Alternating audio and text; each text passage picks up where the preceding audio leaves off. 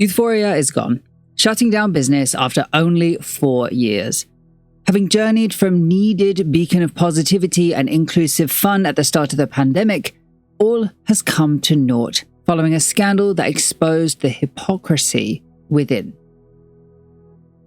Youthforia began with a bang. From the very outset, the founder, Fiona Chan, had thought of everything. So much so that I made a listed rundown of everything that went into just the marketing side of the brand before the product launch. These things include, number 1, she had a founder story. This is uniquely important in beauty, where customers do tend to prefer a social, personal connection to brands, which for Chan meant this materialized in a story of how she found a gap in the market of makeup while on work trips and separated by her husband by thousands of miles. She was in Hong Kong, he was in San Francisco, and neither could leave due to the outbreak of the pandemic. Number 2, she invented a problem within the sphere of beauty, that being makeup that you can sleep in, and she came up with a solution to that problem.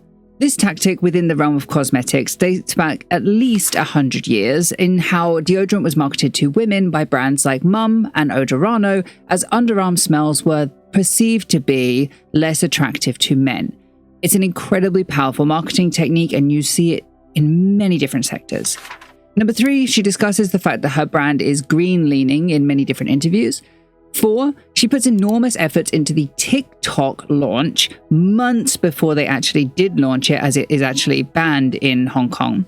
These curated their best odds at going viral when they eventually did launch, and it worked. Number 5, they decided a very, very specific target market of Gen Zennials, so people born between 1993 and 1998-ish. I had to look that up. I've never heard that term before, but it comes specifically from the brand themselves. So do note this, because they are not targeting Gen Z, which many different people seem to get wrong, but actually they're targeting a slightly older crowd, and it makes a huge difference in how their branding is targeted. This includes number 6 in their photography, by the way of hiring a man named Jamie Heath, who is quite a successful photographer, having work published in Interview Magazine, Vogue, GQ, Paper, Numero Berlin. He also worked with Zara, Mecca in Australia, and Christopher Esper. He's known specifically for his fascination with youth culture, and I do also believe him to be personally within the Gen Zennial target market bracket, given the timing of his CV, but he might be a bit younger. It also explains why the photography was shot on accessible means, like phones, ordinary VHS/33mm cameras. So it gives you that same feeling that Gen Zennials once had during the 2010s, when we were all getting drunk in the field at the age of not yet 18 and having careless but young and relatively safe fun. Number 7, the fact their first celebrity ambassador was a lady called Flex Mammy, who's an Australian media entertainer that was also shot by Jamie Heath, and of course is best known by their Gen Zennial target market. Number 8, their brand tone of voice was very cheeky and playful to play into that Gen Zennial geeky/nerdy humor that we all seem to have loved so much.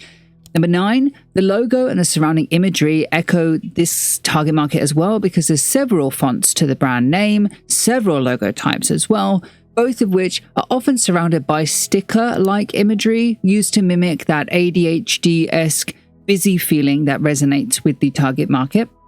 Number 10, the color choices within that work are also based on the target market. Think it's akin to the trend of dopamine dressing, or the way that so many Gen Zennials decorate their homes with food-themed furniture. Number 11, the product packaging was designed to be similarly playful and fun. It was done by a Sydney-based firm, Universal Favourite, who designed magnetic stackable bases that inspired a collector mentality and also a sense of play within the products. These were then developed on with a company called 32D2 to make those assets that you've probably seen on social media that show off that stackable feature in their marketing. It's like a double whammy. And number 12, the website was also custom built to focus on the emoticon-happy vibrance of the Internet Explorers of the 90s. All of this is all before we've begun to talk about things like product or place or price. Also, all before we've discussed the fact that she self-funded all of this. I can't even begin to imagine how much of her personal money went into this. I just boggle at that. By which I mean to say, the emphasis and clearly the spend on promotion alone was ridiculously heavy. It was quite literally Glossier at the height of its popularity right out the bag for a slightly younger market. And that is brilliant for a powerful launch. Within literally the same year as launch, they had articles from places like Nylon, Couture, WWD, Beauty Independent. These are major press outlets covering them seemingly for free, as none of them do have that tinge of press release PR that's so obvious to read, purely because the marketing plan that was so well designed helped them go viral on TikTok from the minute they launched. So with that established, let's discuss the product launch itself. Youthforia either launched in March or April 2021. Weirdly, the sources are not clear on an exact date, but they did launch with two products. They had the $26 Dewy Gloss and the $36 BYO Blush. Both mid-priced and suitable for vegans and supposedly decent for the environment too, but those are pretty basic for the market today, so I just thought I'd mention it in passing. Of these two products, it was the BYO Blush that caught the internet's attention first as the first ever color-changing blush that reacts to your skin tone. Of course, that's not true. It's far from the world's first color-changing blush. Even Smashbox, who I have a video on, had their own one in 2008 called the O-Glow Intuitive Cheek Color. So the product is actually far from new, but that doesn't really matter as long as it's perceived to be new and innovative. And that's how it was perceived. Generally, people online treated the product as a revelation, a great solution to the inadequacy of shade ranges between different brands. And as such, it did miraculously well on TikTok, causing this extreme level of virality that we all experienced. Another part of this was the sales tactic of makeup you can sleep in, which was their wildly successful marketing tagline that I feel I need to return to in discussing their product launch, because there seems to be a belief that Youthforia's makeup, because of this tagline, was different. And it wasn't really. It was unfragranced, non-alcoholic, and plant oil-based, which meant that it was sufficiently gentle that you could sleep in it with less issues than older makeup. However, generally because of consumer demand, blush had been going this way anyway, without other brands suggesting to sleep in the formulas, because while you can sleep in it, it's not advised. Therefore, it's more like what's called a marketing proof point, because of course you can sleep in it. You can sleep in all makeup. That's the proof that the product works as they tell you it should. But is it advised? No, there's not any scientific evidence that it's good to sleep in Youthforia makeup.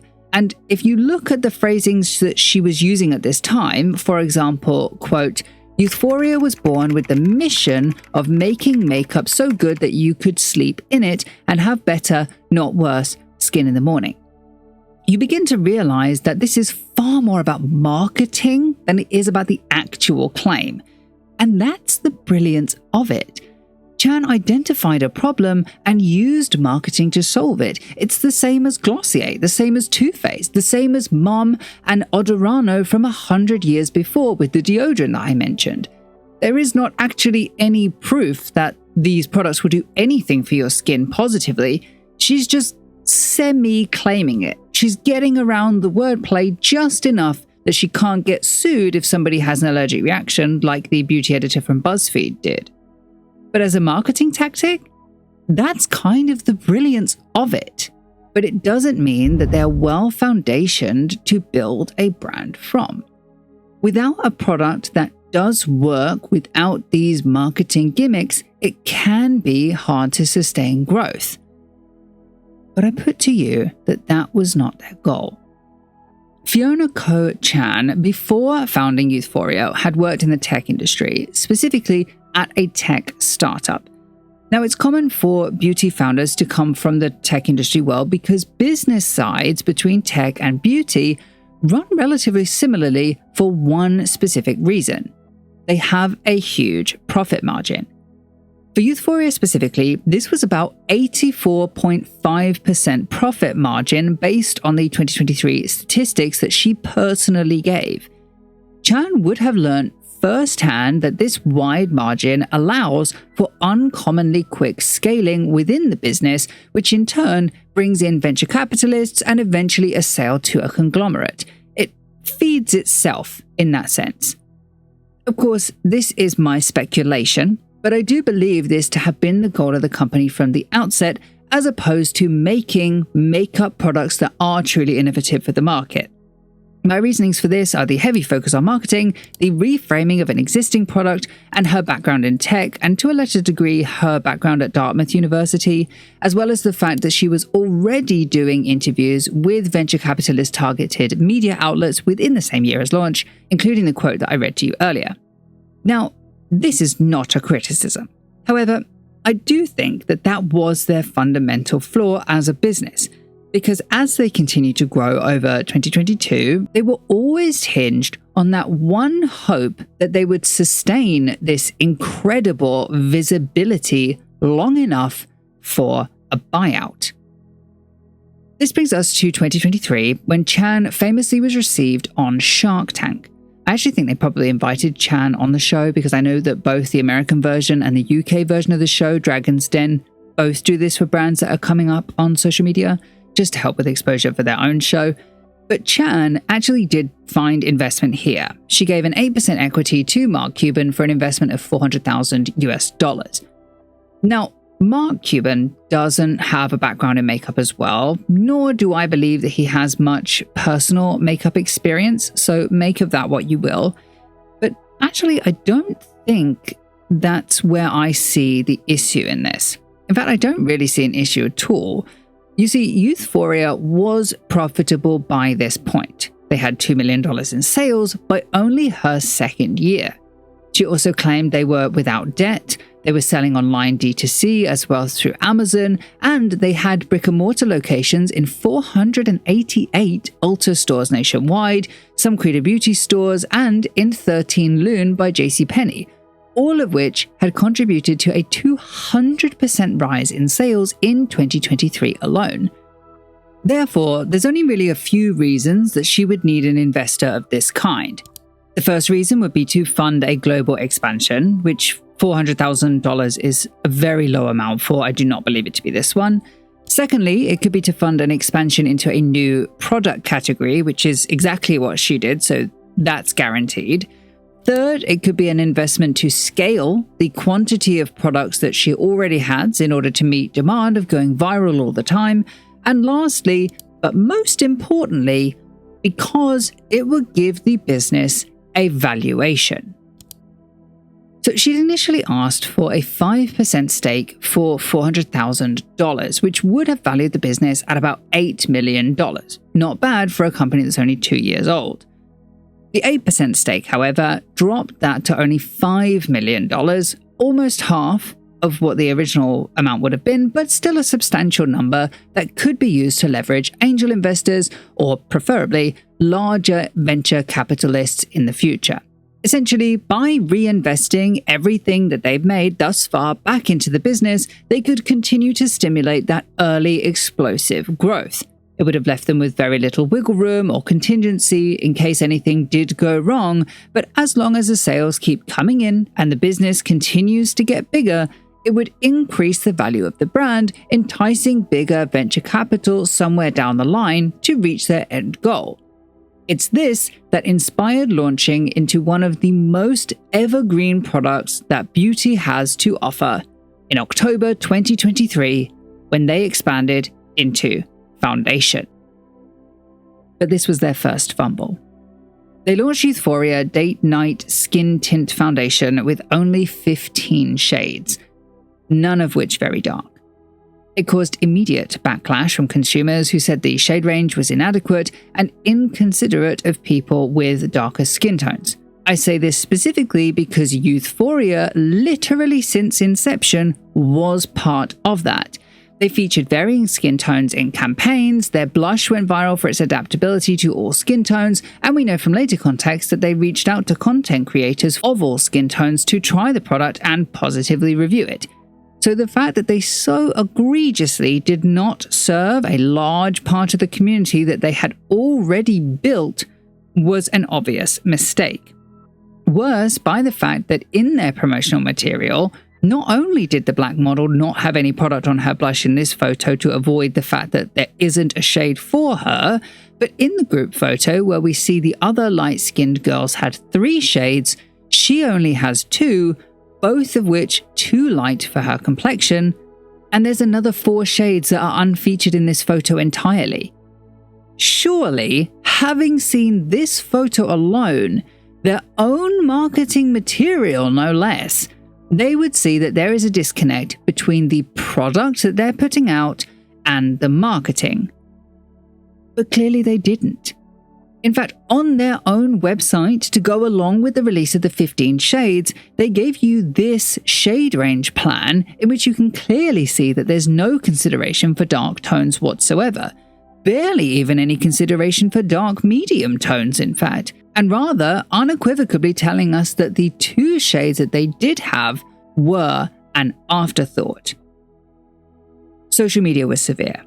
Backlash was damaging to the perception of the brand, and it brought into perspective the fragility of the foundation that the brand was built on, pun intended. In 5 months, they issued another 10 shades of foundation, and it was worse. The darkest shade that they had was black, lowercase b, black. In this video from Youthforia, you can see her literally comparing the shade to actual black face paint, and it's so difficult to see the difference. Another influencer, Awoy Matiop, calls it a slap in the face, and Javon Ford even met with the founder to ask her why this could have possibly happened. Turns out that she was just copying the shade from REM Beauty's black concealer, with the misunderstanding that that concealer had been intended as a mixer, not as an actual skin tone shade. Of course, this just adds fuel to the fire and exposed the company for not having any capital B black voices within the company to tell them that this was a bad idea. It was insulting, and it made the company seem hypocritical. It made it seem that its marketing was a lie. And so comes the fall of the company. Youthforia was built on marketing, so when their selling point soured, their only selling point soured, it didn't leave the company with much left to pick up the pieces. Many companies can weather a storm with an irreplaceable cash cow product, but Youthforia simply didn't have one. Did not have a single product differentiated enough that people couldn't live without it. A mere 17 months later, in early August 2025, Youthforia announced its closure. Everything on the site went up for 50% off sale, and they never reached their goal of a sale to a conglomerate. They came so close, but with such heavy expansion, even their high margins were squeezed so thin to sustain their explosive growth. And there just wasn't much left in the kitty to tide them over when they became undone by their own hubris. Thank you so much for watching this video. Please do like and subscribe. For more videos like this one, but about fashion brands, do subscribe to Understitch here, and a special thank you goes out to my patrons over on Patreon, whose names are on the screen now. All content used in this video is done so in accordance with the principles of fair use. However, if you have any concerns, please contact me directly at contact@understitch.co.uk.